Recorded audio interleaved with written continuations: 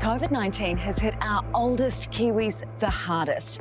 They're most at risk from the virus, and our efforts to protect them have left many feeling isolated and lonely, a danger in itself. The pandemic has been the biggest global event since the Second World War, and those who lived through that may have been better prepared for COVID than the rest of us.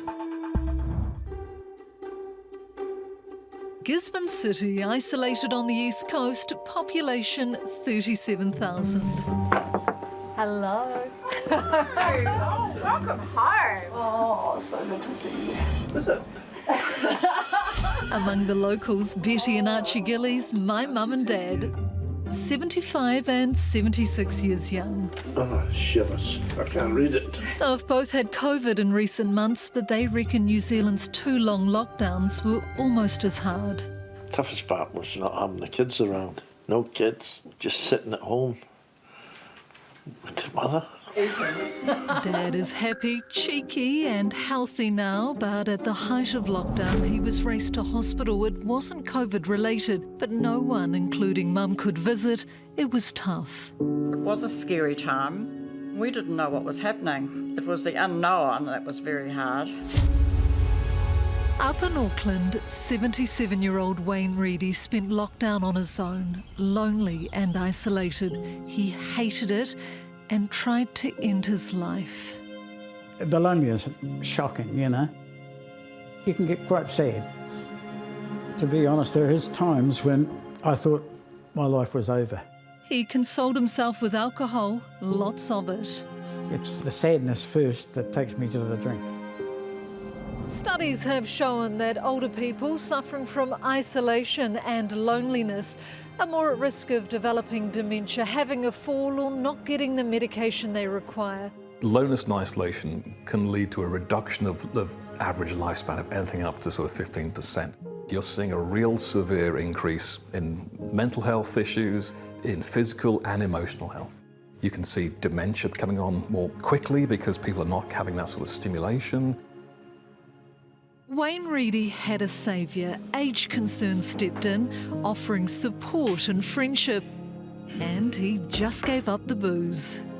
I'm at probably 75% the real Wayne at the moment, which is a heck of a lot further up than what I was.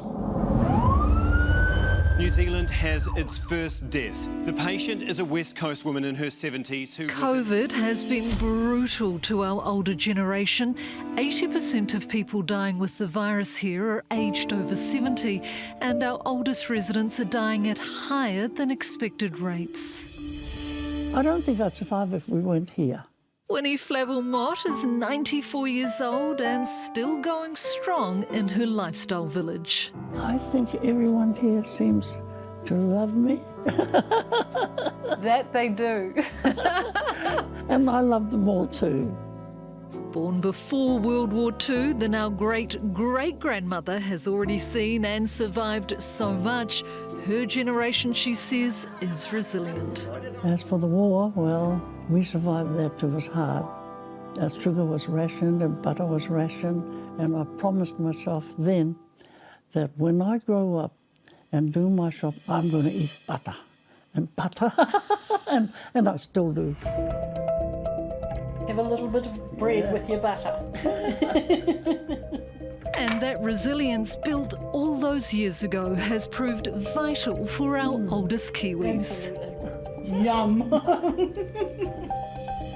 We saw this during lockdown. I mean, once they got used to it, that what do we have to do, how do we deal with this, they build that resilience. Older people are very, very adaptable. Kevin Lamb is from Age Concern. Sadly, he was dealing with another term during lockdown, elder abuse. Physical, sexual abuse, those do happen.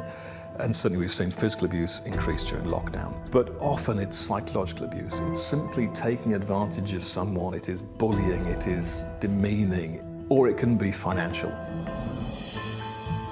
There have been positives. Lockdown has driven our older generation to be tech-savvy. Do you need some help, Nan? Not at the moment, thank you, darling, but maybe later on I would. So even my mum, once a shameless tech-phobic, now shops, pays bills and communicates online and with confidence. Cheers, ears.